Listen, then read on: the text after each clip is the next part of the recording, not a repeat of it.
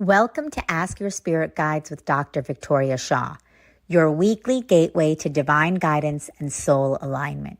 Each week, intuitive counselor and spiritual teacher Dr. Victoria Shaw connects with spirit to bring through live channeled messages from your personal guides, offering clarity, healing, and support on your journey.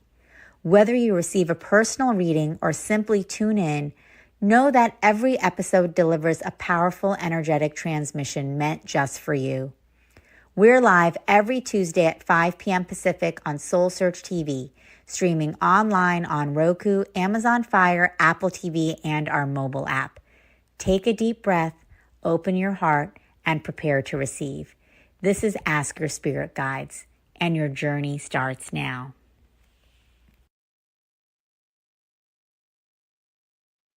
Hello and welcome, everyone.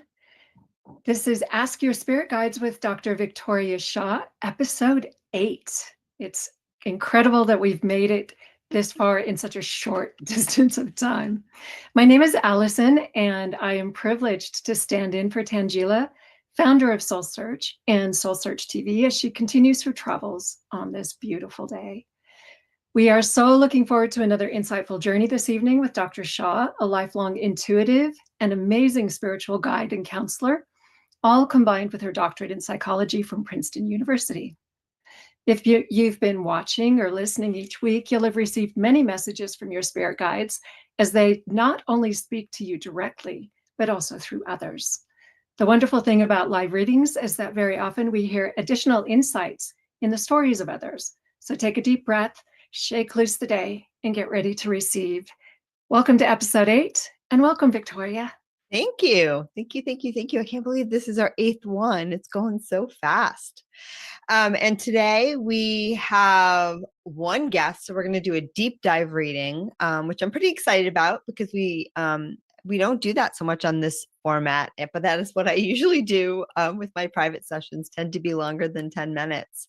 But before I do that, I wanted to just tune in and receive some overall guidance for people today. And as I was sitting down and recognizing that I had a little more time to play with than I usually do, because we're a lighter group today, 2 warring topics were coming at me and from the guides, and I wasn't sure which one I was going to choose, but I realized that they're kind of related. So I'm going to go with the first one, but I think it's all going to kind of flow. And the first one topic that came through is all about the importance of self-trust and self-confidence when we're working with our guides and tuning into our intuition. And, I've been doing this work now for about 15 years. And so I've given thousands of readings to people all over the world. And I don't think I was terrible to begin with. I have clients that, I worked with when I first started that are still clients today. So I think that's a pretty good sign.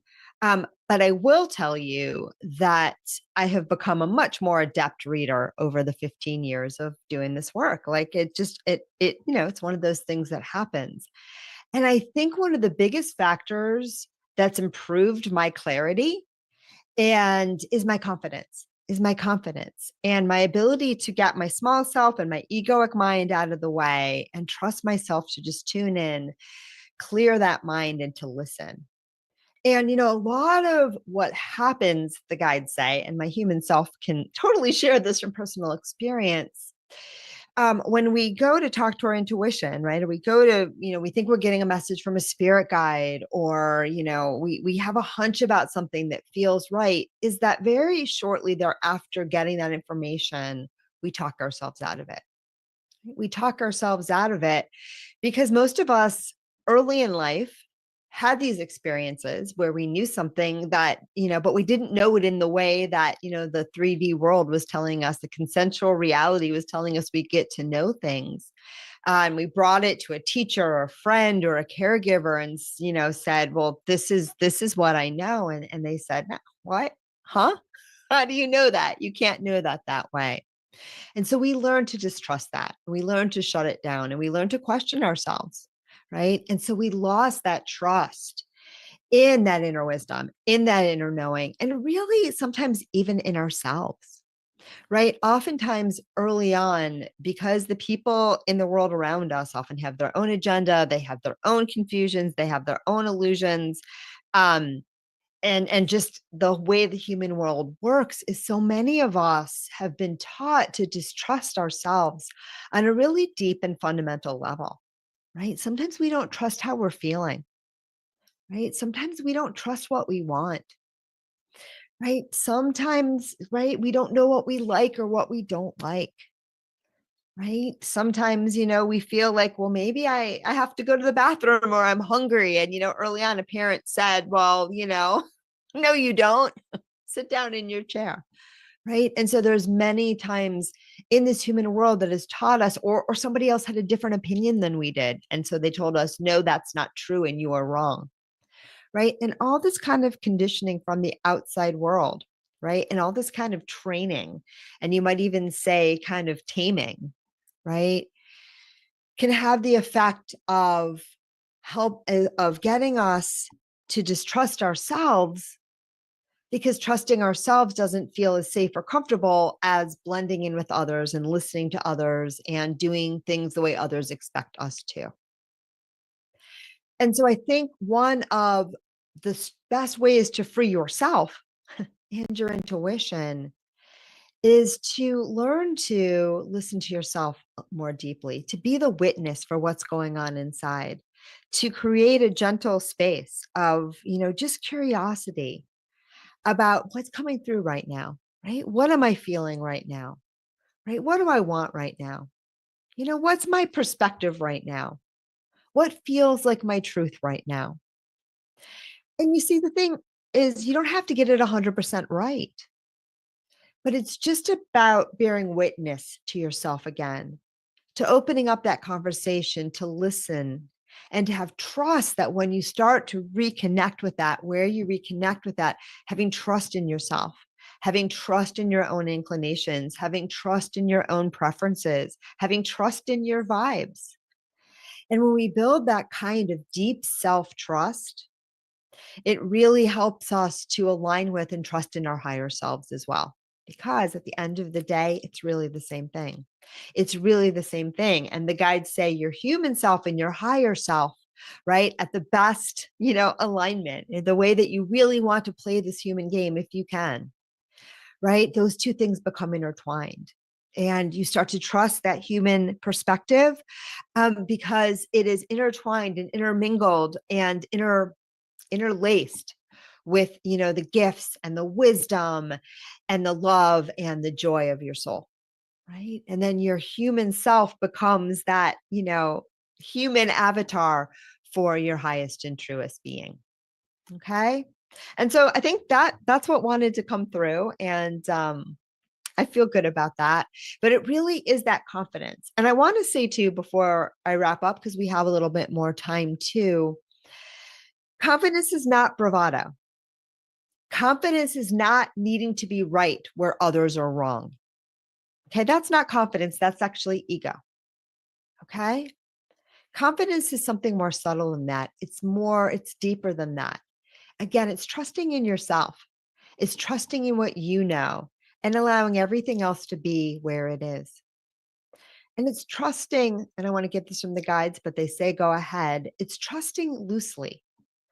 Right? We don't have to be the final truth or knower of anything, right? It's just everything that your intuition tells you, and everything period is what's actually happening in the now. Right? And what your mind will try to do is create the stable reality. I'm Victoria Shaw and I like sunflowers. Maybe today I do, and maybe tomorrow I'm going to put something else up there because my inclinations will change, right? And so what's true for us, what's real for us is just in the now. It's what you're feeling now. Okay. And when we learn to trust in that, and we learn to feel into that, and we learn to recognize too, the guides say that what is true for us in the now from our perspective, right? It frees us up to have a deeper trust and to also just let go of what anyone else thinks or anyone else's agenda, and really play more. And I want to get this from the guides, but again, they say, go ahead. Hopefully we're aligned and they're not just telling me to keep talking. Oh my God, they're laughing right now. When we free ourselves up to follow and trust and have confidence in ourselves without needing anyone else to validate that for us. Sometimes they will, and it's fun when they do, but we don't need that anymore. We trust in our own alignment. We often find that that greater alignment with everything else follows. Because when you trust in yourself, you start to attract in and create a world that is aligned with your deepest wisdom, joy, abundance, love, and truth. Okay. So that's all I have today. I hope that one, I hope you all loved that one as much as I did. I love what came through. And I am excited now to get on with the reading. That was amazing, Victoria. I think we all needed to hear that. Thank you. Yes. Zenka, would you like to join us now in the Zoom room? Hello. Hello. I'm so glad to have you here today. I'm so glad to be here. Thank you for what you're doing in the world. It's very needed to have this connection with the beyond in a way that's clear and mirrored. Thank you. Thank you. That means a lot. Mhm. What would you, so I'm going to say a little prayer in a minute to tune into your energy, my friend. And I know we chatted a little bit beforehand and you had a couple of different questions. We very well might get to all of them today. So today's like your lucky day. But I'm going to tune into your energy. I'm going to see what comes through, get a little bit of impression. But what I want to tell you is what I tell everyone before their first reading. And it's so important. The way that I see the gift that I have, and we all have gifts, by the way, right? They're different for everyone. This is just the way that I flow and the way that I work and the way that I choose and enjoy showing up in the world. But the way that I see the work that I do and the gifts that I have in service of that is that I'm a conduit or mouthpiece or channel for your own higher guidance. Okay. You've attracted me, your guides, these lips, these vocal cords into your space. Right? But you are in the driver's seat. You are in the driver's seat. Okay. And all of the answers that you need to navigate this journey are not in my head. They're not in my mind. They're not, even your guides don't really have them. They're all within you. And so it's really important to know that I'm the pipeline or conduit or channel for you to get your answers and to hear your own guidance. But you are in charge of knowing what fits, knowing what resonates, what feels right, and letting the rest go, because there's nothing that I don't know, or there's nothing that I know on some level that you don't also have within you. Okay. So I'm gonna take a little bit of water to clear my throat. It's water, I promise. I didn't bring a cup. And then I'm going to tune into your energy and say my little prayer. I'm going to ask the ministry of angels around myself and my beautiful client. She has such a beautiful energy. I'm sure you can all see that. Zenka Kara with your beautiful white light. If I said that wrong, I'm sorry, but I think I got a vibe. So open my heart to divine unconditional love. You have a lot going on. And ask to connect to my highest self, guides, and angels, and those are my client Zenka. It's to be a clear channel with which to receive and communicate their wisdom. I ask to release any expectations I have towards the outcome of the work that we do together today. And I ask that the outcome of this work serve the highest and greatest good. Amen. So I'm just working on your energy a little bit. You have a beautiful energy, but there's a little bit of a heaviness in your heart. There's just a little bit of a heaviness in your heart. So my read is the channeled message that came through today was exactly what you needed to hear. So there's no accidents. And I really do think that you are on a journey with greater self-trust. And I think it's right on the cusp for you. I think you're a pretty serious person. You're a pretty organized person. You're a pretty detailed person. You have you have a very high level of integrity.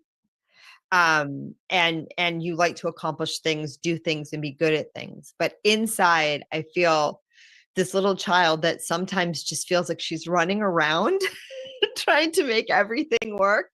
You know what I mean? And like, even though like you're wearing your big girl lipstick and your big girl clothes and you're doing so beautifully well, the little kid inside, sometimes she's like exhausted and she just wants to like sit in front of the mirror and play grown up.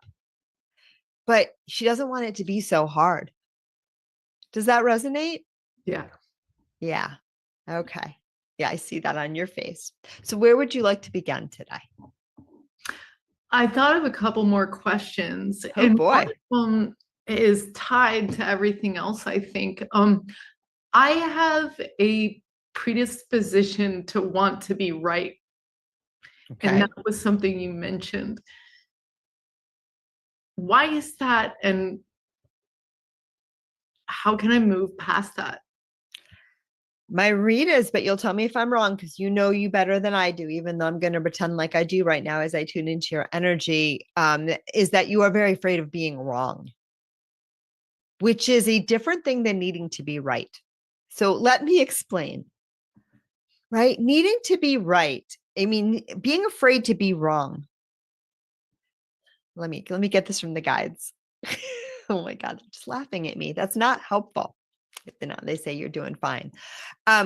So oftentimes in human terms, in human skin, they say there's this idea that you have a binary choice between being right or wrong. And again, as we said in the introduction, they say oftentimes it's I'm right and you are wrong, or you're right and I'm wrong. And we feel that those are our only two chances. And they say when you feel like those are your only two chances and someone else doesn't share your truth, then you're going to naturally feel somewhat diminished. Does that make sense? Because you're going to feel that if they have a different perspective and their perspective is right, that means something's wrong with me and I'm lesser than. Okay. And so the best way to solve this conundrum, they say, without throwing the baby out with the bathwater, is simply to understand, and speaking again to this idea of confidence, simply to understand your perspective is for you and for you alone.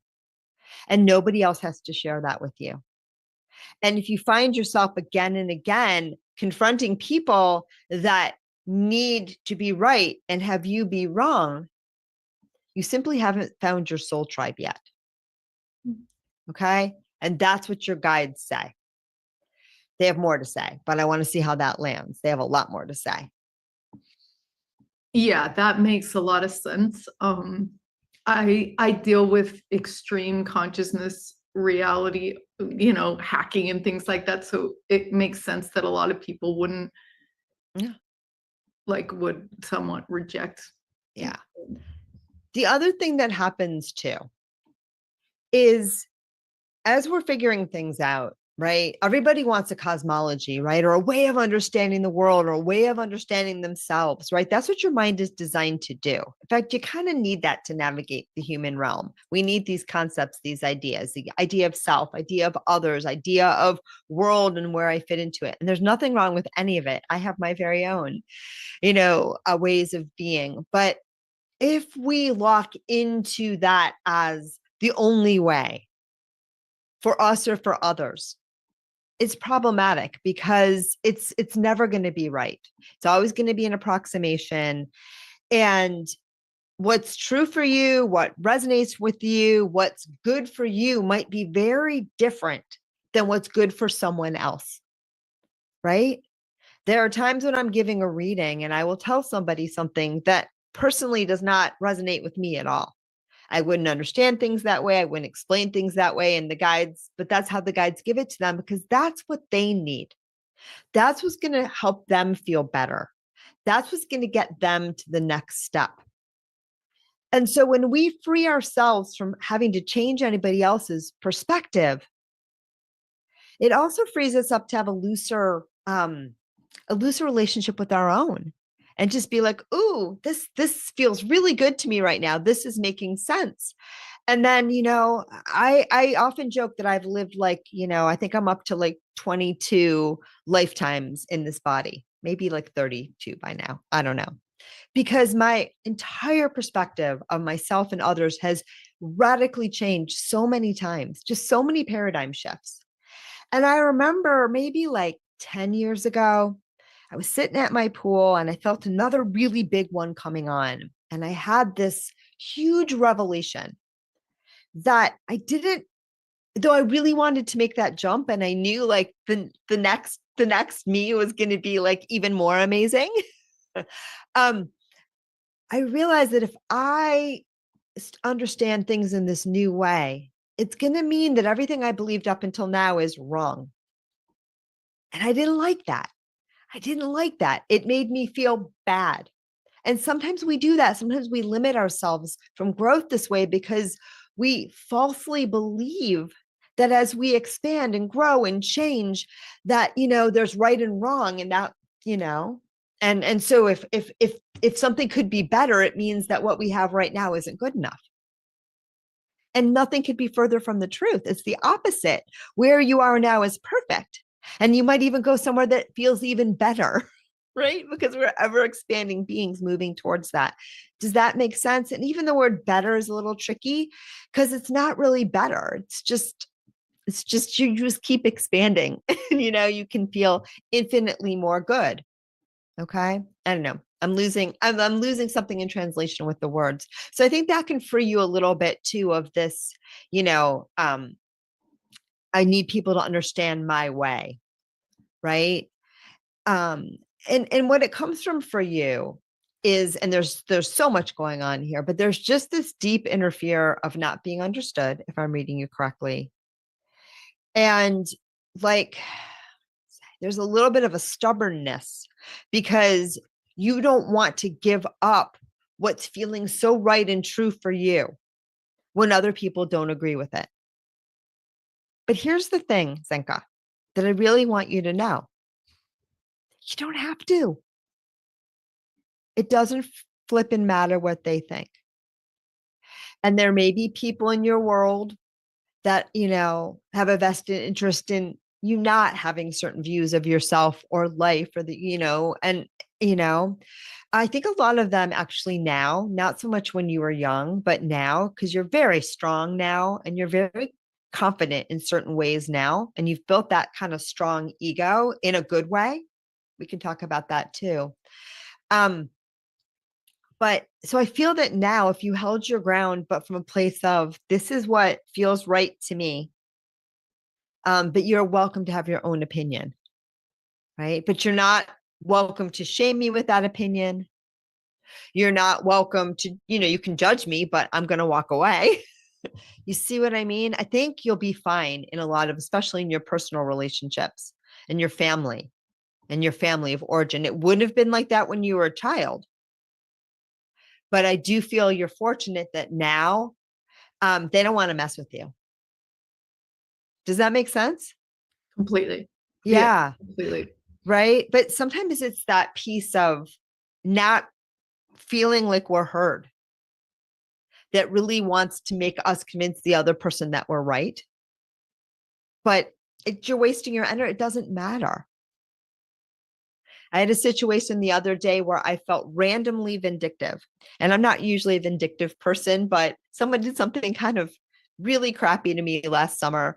And he posted something on Facebook and I'm walking on the beach and I'm like, because sometimes I check my Facebook on the beach because I have a problem. No, but I get tired too and I just need to rest. But anyway, and so I'm walking on the beach and I'm like fantasizing about all these really like snarky replies, which I wouldn't do. I'm not that person, but that I could give to him, to his query, which would be really funny given what happened, and then I was questioning, like, why is it that, I can't let this go, or that, we take joy in being like, in somebody's face, because, I think he has a vague idea of what he did wrong. I think, at the end of the day, it just wasn't important enough to him not to do it. But nonetheless, because we want the other person to see our perspective. That's it. I want him to say, oh my God, Victoria, that was a really crappy thing that I did. And I'm sorry. That's all. Because I want my perspective and my discomfort to be validated.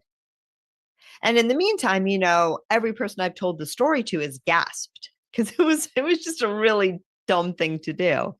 Right. So I've had plenty of validation. If my ego needs it, that was not a nice move. Right. But sometimes that little hurting person inside of us, we just want the other person to be like, yeah, I'm sorry. Right. And sometimes it's not even, what my guides told me, honestly, was that it didn't have that much to do with this person at all, but it had to do with a primary caregiver relationship. That's what I wanted. Right. I wanted that person to say all these times that I did something similar to you. they were mistakes. And that person's in spirit form right now, and he has apologized. Right? So does this make sense? That was a long story, but I think some of it's relevant to you as well. Yeah, this is all landing really well. Thank you for shifting and expanding my perspective, because these are things that I've been thinking about and haven't come at all to these conclusions. So that's very cool. There's one more thing before you get your next question, because your guys have wanted to say this a couple times. Okay. Yeah. And you'll tell me if I'm wrong from, because you know yourself better, but I think they're pretty clear. They want you to know that you're not stubborn. I think you've been told over and over again, particularly when you were young, that you were stubborn and that you feel like you're stubborn. And like they say, okay, look, occasionally she's stubborn because like she's learned that she kind of has to be to kind of get her way. But they want to kind of go into the basis of what stubborn is. And stubborn is it's just like tenacity. Do you know what the word tenacious means? It's you standing up for you and saying like, I don't want to abandon myself right now. And sometimes, of course, we can generalize this and be stubborn about like really dumb things because we don't want to be wrong just randomly. Like my grandmother, God bless her, I love her so much. One of the most stubborn, lovely, wonderful woman, but like she would do some doozies. She once was like absolutely convinced that a plane stopped in the air, and she said, no, it folded up its wings and parked in the air. And I'm pretty sure it didn't do that, Graham, but she's laughing now. Right. So sometimes we can do that, right? We can just be, and I don't even know if that's because she wanted to be right. I just think that's because she was a character, but that's not you. That's not you. I think you just don't like, it really comes down to a desire most of the time to not abandon yourself. Does that make sense? Yeah, completely. That's very different than stubbornness. Stubbornness is my sweet grandmother needing to be right. And as far as I know, maybe she really believed the plane folded up its wings. I don't know. I wasn't there. And, maybe the person who reported the story wasn't reporting it clearly, but I don't know. But anyway, right. And we see a lot of stubbornness right now in our government, right? Like people, they want to be right so much on both sides that they're just like, they're wacky. They're not even rational, right? That's when ego has taken it too far.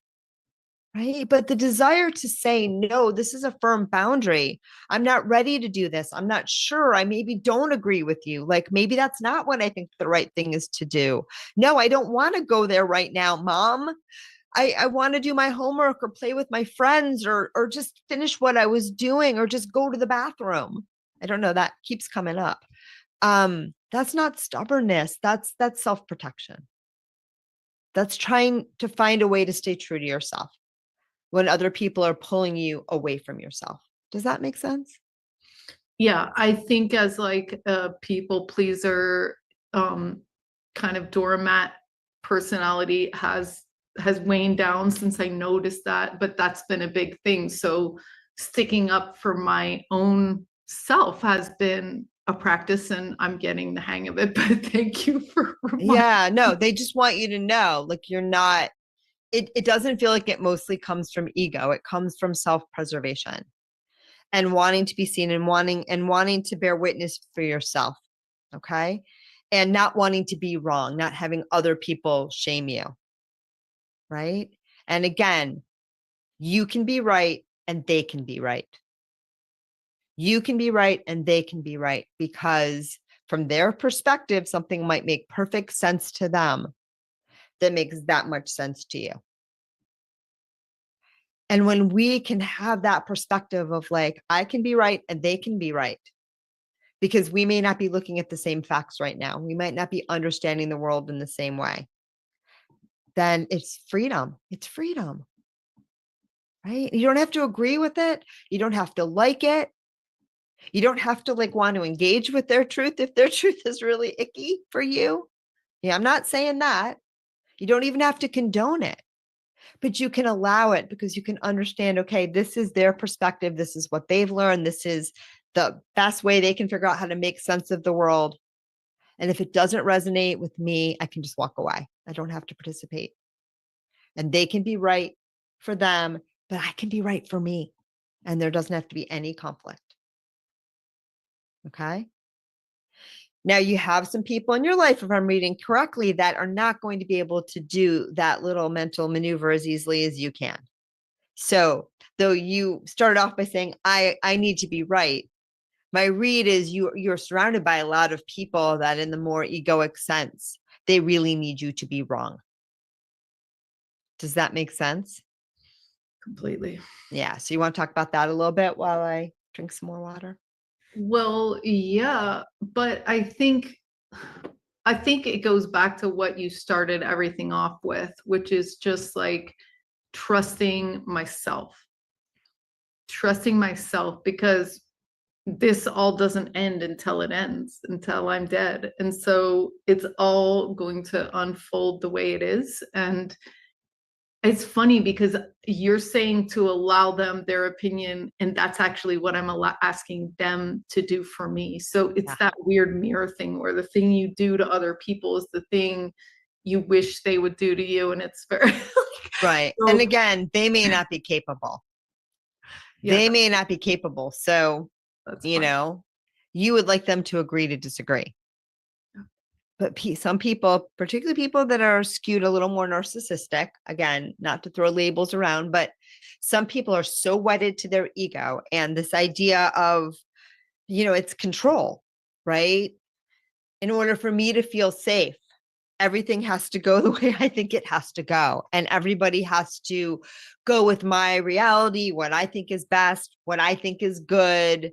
Right. And oftentimes like the more ego invested we are, you know, my first career was in academia, and fortunately this did not happen in my program, but it was a known fact that many psychology programs, you know, across the nation at top universities would have professors that didn't talk to each other. Hated each other because they had slightly different theories of something as esoteric as how memory works. Like this was just a known fact. Thank God it didn't happen in my right. Because the whole fun for me was the fact that, you know, we can have conversations because we don't agree on things like that. That was the whole fun of academia for me.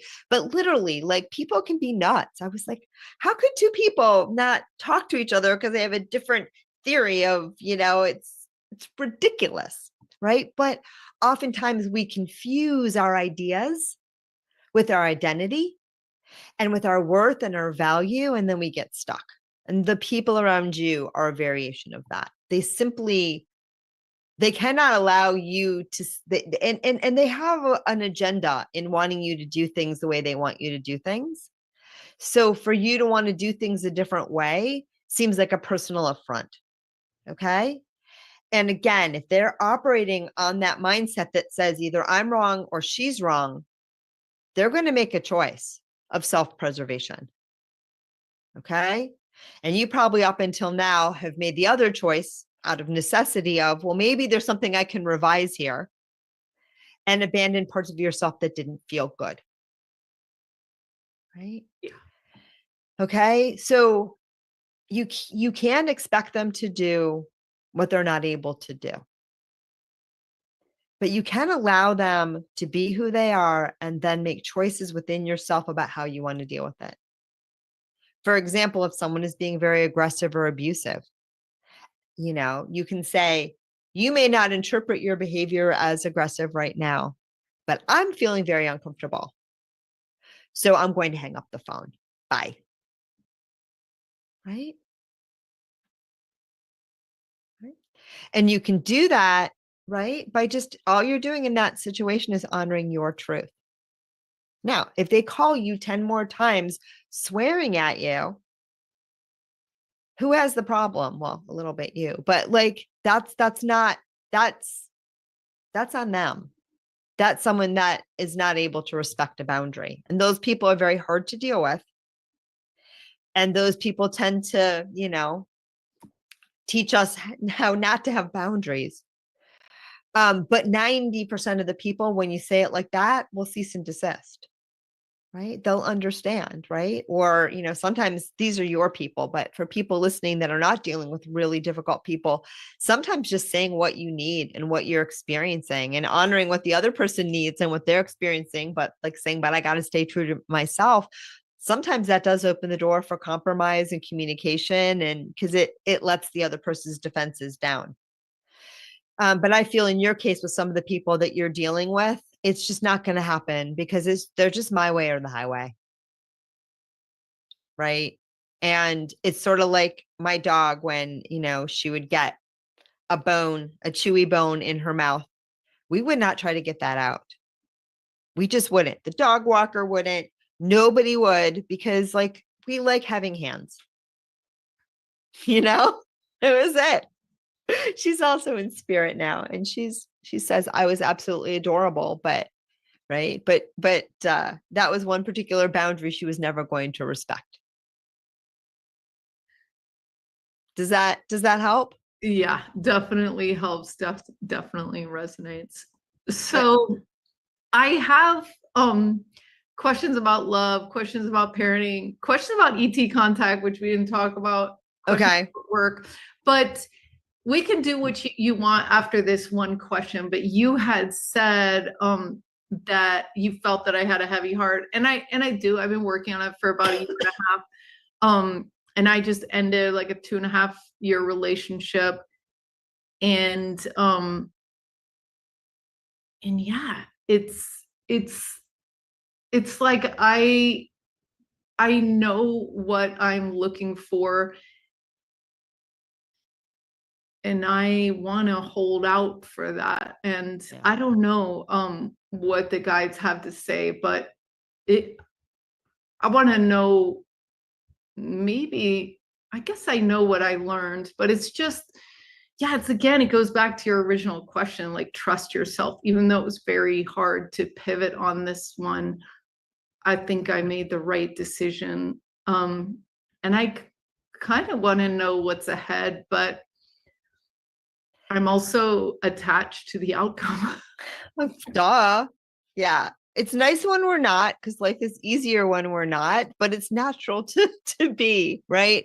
So we have these teachings that say, don't be attached to the outcome. And, the less you are, the better it is, I swear. But you have to be okay with your human parts. There are things that I want. There are things that I'm disappointed when they don't happen. I'm human. Right. And though I understand how life works, I understand how the law of attraction works. I understand how suffering works. I understand how joy works. I get all these things. I also understand how Victoria works. Right. And so I'm very kind to her and very gentle with her and very loving with her. And that tends to get me back on track real fast. Okay. So I hope that helps. And if you don't mind, with the previous relationship, as I read in, I feel that he was very complicated. I feel that he was very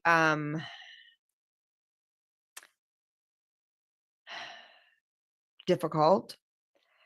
I feel that you see him as emotionally fragile. I see him as emotionally difficult. But you couldn't fix him. You couldn't solve him. And that was the impetus for the relationship. I think that you thought that you could help him, that you could heal him, that you could do all that for him. And I don't think that's what he wanted. I think at first that kind of, you gave him a lot of passes and you were very loving to him and very understanding, but I think he took advantage. And ultimately, he's one of those people, if I'm reading him correctly, it's a male, right? Yeah. Okay. I mean, it seems like a male, but I didn't want to make any assumptions. He feels like one of those people that really at his core does not want to admit that he's wrong. Or anything's wrong, even though he might always say everything's wrong and play poor me a lot and always have an excuse and seem like very sensitive and very like, at his core, there are certain things that are not ready to shift because there's like barbed wire around them. He doesn't want to go there. Does that make sense? And the more at the end that you tried to help him and guide him, the more he felt like you were saying he was broken and it pissed him off. Okay. And I do think that your ministrations, that's the word that comes through, were very well-intentioned and very kind and very loving. And so what's important to know is that he couldn't receive them. He just couldn't receive them. And that's probably indicative of some other relationships that you've had in your life that you are working through this little pattern. Okay. Does that make sense? Yeah. Okay. I mean, yeah, I'm not going to say who it is, but I see some parent action there. That was a similar thing of feeling that if you can love somebody hard enough, because you can see why they're hurting. So if I just love you hard enough, you'll stop, like stop snapping at me all the time. Right. But that's a pattern that I think, you're ready to let go of. And I also feel that you really have a desire to be cared for a little bit more and not just be the caretaker. This person did it somewhat in some ways, so that's good. Save those because you can use those to manifest again. But in other deeper ways, like emotionally, he was not able to go there with you. And I think you'd really like somebody who's able to go there with you emotionally, but they also have this very, and word doesn't make any sense, this for very creamy quality. It's just like, it's like kind of soft, and it's like, it's a depth of emotion, but it's like without all the sharp edges. Just somebody that can really comfort you and just kind of be there with you and not go to extremes, not need to go to extremes, but help you when you feel like you're going to extremes and kind of hold you and kind of calm you down. That's what I feel like you would like to bring in, somebody like that. And somebody that really is here to emotionally care for you a little bit, rather than you trying to find all the like people that are more like broken emotionally and like trying to like pick up the pieces. It's like, I see you just like trying to sweep up a bunch of like broken shards into the dustbin and like, okay, there's a boy, there's a boyfriend, there he is. And then you keep, poking yourself because they're just pieces. They're just like shards of glass. Okay. Whereas I think what you really want someone is just to hold you. You're very soft. Right? If you would allow yourself to be held, like you're not going to bite anybody. You're not going to poke anybody. And I think that'll help you soften and relax. But I just don't think you've had that yet. Right? And I think that's just not a pattern that you're used to. And so just bringing that in a little bit more and honoring how you feel. I don't think you're going to go back to another, I think you're going to see the red flags a lot sooner. But I think that this relationship was just a familiar pattern for you. Does that make sense? Yeah. Right. Another way of saying it, your guides say, is stop working so hard. If you have to work that hard at a relationship, let it go. They shouldn't be that much work. Wow. Right. Okay. Yeah. Yeah, it's true. It should be mostly fun. Why not? Right. And, there are people out there that don't have depth, and that's not you. That's like a whole nother story. But for you, like it should be easy most of the time. That's what you're craving. That's what you're deserving. And there's no reason why you shouldn't have that.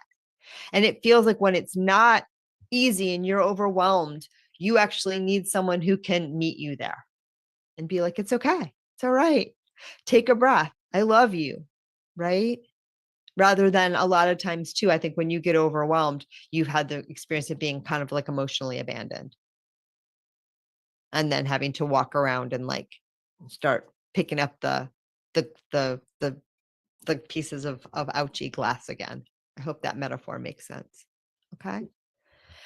I don't think you're 100% ready for it yet, even though I know, but like keep feeling into that and keep looking for areas where you feel that and start to do that a little bit more for yourself, which you are learning to do. And that's what's going to draw in this person for you. Okay. And do you have a daughter? I have a son, and my relationship with him was really bad, and then it got better. Okay. And I can keep it awesome. How old is he? 11. He loves you. He's been through a lot. He's been through a lot. And this last 2.5-year relationship was not his father. Right. Yeah. So, and he has a very complicated relationship with his father, correct? I don't know. Does he have a relationship with his father? Yeah. Yeah. Yeah. They do. They do. Do you have a relationship with his father? Yeah, I mean, I'm friends with him and I see him every day when I drop off Nico and stuff, but yeah. Did you have a relationship with him Yeah, I was married to him for many, many years. Yeah, he's difficult also. He's really difficult. Very intense. And similar, but different than the other one. The other one seemed like all soft on the outside and like willing and help me and whatever. Whereas this one is like, if you get too close, I mean, he's just like a wall. And if you even get it, I mean, Exactly. like, and if you poke in the wrong place, God help you. And so your son really looks up to his father. He really wants to be exactly like dad. He like idolizes dad. But he's also terrified of his father. Okay. And that's part of it too. Does that make sense? I don't know if he's aware of it, but yeah, I that's didn't what know I who see. was terrified of him, but yeah, he definitely looks up to him. Yeah, but okay, they say go ahead. There's a part of his dad that he can never reach. And there's a part of his dad, like inside his dad, that it's a complete lack of self-acceptance. It's like there's a self-hatred deep in there. Okay. I don't know if you see it outwardly. Sometimes you do. But it's in there. And it's very hard for someone that has that kind of personality and that much self-disdain to cleanly express love. Like, I know he loves his son, but like to freely and cleanly express his love for something that's like an offspring of himself. Because I'm just getting this from the guides, but again, they say go ahead. Because the way he views his child is always going to be slightly skewed by the way he views himself. Does that make sense? Totally. Okay. And so your son over prioritizing dad and emulating dad, it's partially because he's a boy and dad's a boy and he wants to be a boy, he wants to be like it's like the age, but it's also partially a sense that he really wants his dad to see him and love him. Whereas you're kind of a given. Does that make sense? Yeah. The one thing that I think that you can work on, but I think the reason your relationship's better as you have, is not taking it personally. Having a boundary with him, explaining to him like how things have to be, how he has to treat you, like, what's expected, what's not expected, all of that good stuff, but not taking the rest of it personally, because he definitely loves you. But it's just the dad's like the shiny thing that, is inaccessible. And so he's always chasing it. And he just wants to be cool like dad. Okay. But it part of it comes from an insecurity in their relationship is the draw. Does that make sense? I mean, also he loves his dad. I'm not putting that out there, but yeah, that's very interesting. You're bringing awareness on stuff I didn't realize at all. And then I'm also noticing there's a little bit of the patterning in my own family on that. So like my dad wasn't like super loving. So I was always trying to be good enough to get his love. Yeah. Yeah. Is he crossed over or is he still alive? He's still alive and he doesn't believe in any of this stuff that we're doing, but he's getting a little curious. Yeah, he feels like he's softened now. He feels like he's easier now, but he's telling me he can be a real hard ass. That's the words he's using.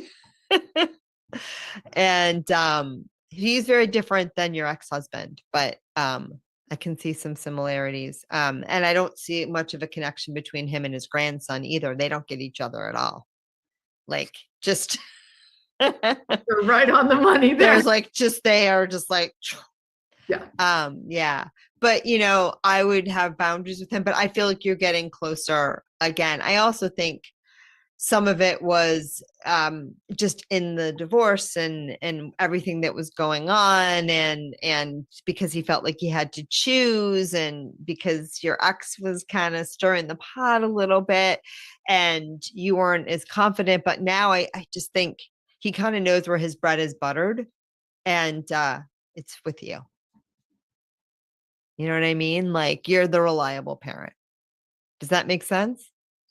Yeah. Cool. Yeah. But I wouldn't take it personally. And sometimes you get really, really, really mad at him. And what I want to say, and this one's a little bit direct, but I think you'll be fine hearing it. Remember that when he really triggers you, okay, it's not him. He's reminding you of your ex. He's reminding you of, I don't know, if you have a brother, he's reminding you of it's not him that's triggering you. His behavior might be reminding you of things. But if you can just sit with yourself, again, like, deal with the trigger, you can set boundaries with him, but don't project that on him. Don't tell a story about your son or tell him a story about, like, just sit with your feelings, deal with it. And then, because what sometimes happens, Zenka, and I think this is going to make sense to you, but it's a little bit hard to understand. We have these things running in our own energy field, right? So sometimes I say, and again, everyone has free will, including our children, but sometimes, our children walk right into our stories, right? And so, and he's, and what's his name, by the way? Nico. Yeah. And he's charming. He's super charming, but he's also pokey. Like, he's manipulative. Like, he's a play. I mean, you know what I mean? So I can see it. But sometimes too, he just doesn't even know what he's done that, like, sets you off. And so what's important to do is, and I want to get this right from the guides, but what they're saying is just understand this is who he is. This is how he is. He's a great human being expressing himself exactly the way he is. And as his mother, you have a different role than you did with your ex-husband or your brother or your father or your mother or whoever else created some of these knee jerks in you. He's not your tormentor. You don't have to convince him of anything, right? Your job is to parent him. And in parenting him, it's going to empower you through all those other relationships, as long as you can remember the role in the now. So you get triggered and you tell your inner child or whatever, oh, he just reminded me of his father right now, and that really stirred me up. Okay. He's not his father.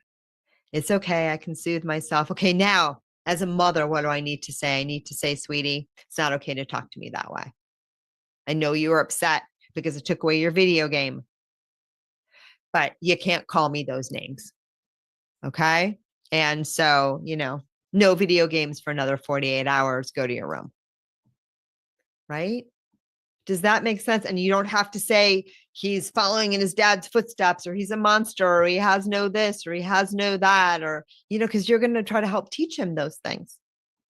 But the biggest gift that we can give to our children, and this is really for everyone, is to respect their integrity as human beings. They like us. They may not do things the way that we do them. They may not see the world the way we see it. But as their parent, we do have that opportunity to tune in what we need, and then, also tune in, if we can, intuitively to what they need, and to guide them and to give them our perspective. Right? But we want to respect, okay, this is, he's not doing this to torture me. He's doing this because he's being Nico right now. And this is how he's figuring out the world. And he's going against my trick. And then, once I deactivate my triggers or sit with that, soothe myself, then I can tune in and say, okay, how do I need to navigate this right now? Does that make sense? Totally and completely. Okay. Totally. Beautiful. Completely. We may not have time for everything. Yeah, we're going. You were the perfect guest. I have to say, I think so many, for reals, sometimes it's like we get into our heads and we're like, oh no. And then as soon as we pre-chatted, I was like, oh no, this is what's supposed to happen today. Because everyone who watches this, for you, my friend, there's so much wisdom that came through today for so many people and so many things. So I just want to thank you for coming out today. This was super fun reading to do. I feel like you are so ready for it. I think a lot of what came out today will be super helpful for so many other people. So I just wanted to say thank you. I'm really glad things always work out the way they're supposed to. So I am not a specialist in your last question. Not something that super interests me at all. So well, let's do the work questions. Right. So I'm not against ETs, and I believe in them very heartily when they come. I'm happy to say hello, but it's not my jam. I'm more of a human whisperer. That's good. But okay, last quickie question, and then we'll wind it down. Okay, so I've been, I have a nonprofit, and I was always like, my North Node's in Capricorn. So I'm supposed to be leaving a legacy, raising millions of dollars, like really owning that. And I am. Now that I found it was in my North. I'm going to pause you because your guys are answering part of your ET question. And then if we have time, we'll get to the other thing. Okay. But they may dovetail. Okay. And part of your question is this. There's a whole new world of people sort of understanding that in the very near future, we're going to have open contact with people from other planets, galaxies, whatever. Again, not my area of expertise. Not close to it, just, not my area of expertise. But for you, what your guides want you to know is it's the same thing. You don't need to go on the hilltop and get everybody to say, get on this team. You have to see this. You have your truth is for your truth alone. If it resonates with you, if you're excited about it, if you want to align with it, if this is like, ooh, one of the things that I think I'm here to do is to get on team welcoming, the welcoming bandwagon for these beautiful beings that want to come play with us again on the earth, then you do that. Right? If your dad thinks you're nutty buddy, if your ex-husband says, don't talk to your mother about that stuff, don't worry about it. Say, I have my truth. I have what excites me. It's a perspective. I'm happy to share it with you, but if you want to have a different one, sweetie, that's okay too. Okay. That's kind of what they want you to know. They say that, and I don't know this to be true in this mind, but this is what they say. There's a lot of teachings around this, that say it's been suppressed. We have to prove to others. And they say you absolutely don't. You absolutely don't. Some people right now are finding community in other people that believe the same thing and see the same things and have the same experience because it's fun and exciting and validating for them.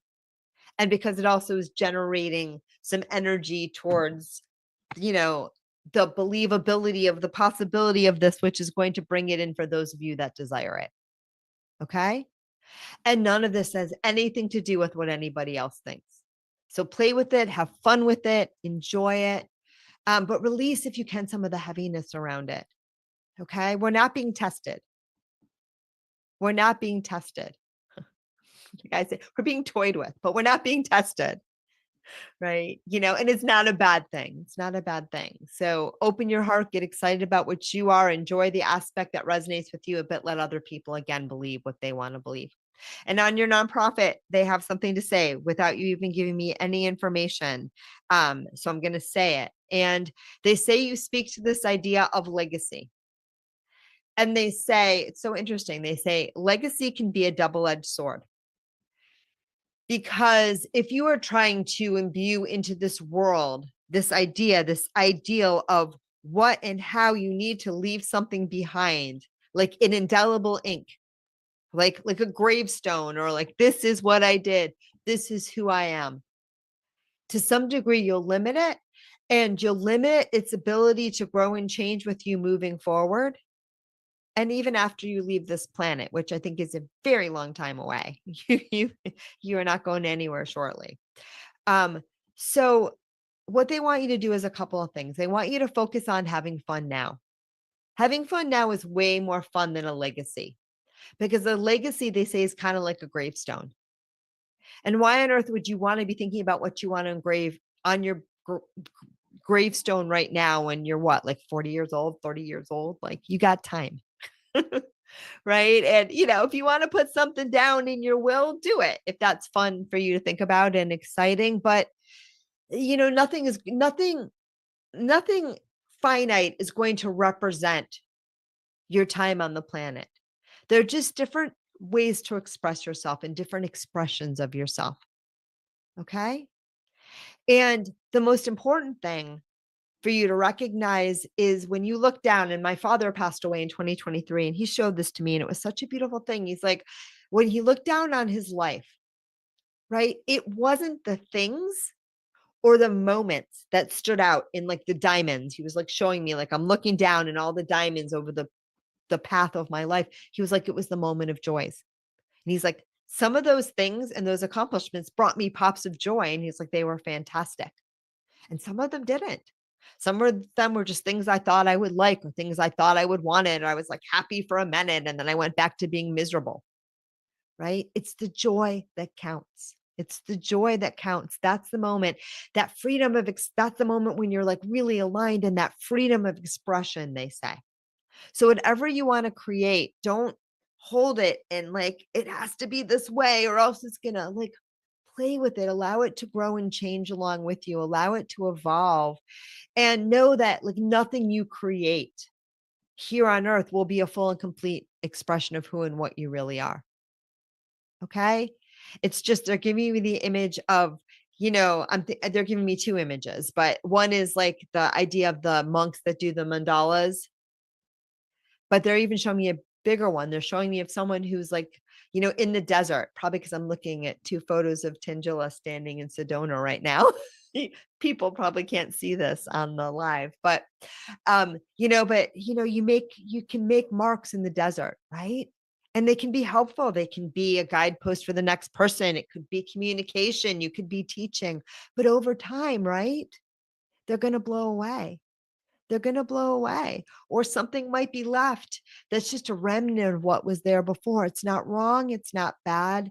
It's just about how life works, and all structures, right, eventually will dissolve. And so they say, don't worry so much about your legacy, right? Just worry about what you're creating now and allow that to just grow and change and evolve with you as you do. And they say from that energy, you're going to create things that are going to have a much stronger impact.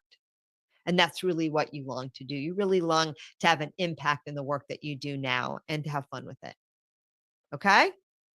Great advice. Amazing. Okay. I'm always saying joy is the most important frequency that you can emit in the world. 1,000%. 1,000%. And it speaks to your first question about not wanting to be wrong, right? Because, when you're just freely expressing yourself, and that it could change, and that I don't have to grab onto everything to make it right and good. I can just have some flow and some fun. It changes everything. Well, you were a delightful guest, Zenka. I'm so glad it worked out today. And this is just beautiful. Any like closing words or quick little questions as we start to wind it down? Well, I'm just so grateful for you. It was so, you were like, oh yeah, people are going to get to see what it's like to do a full session. So it is cool because you're right.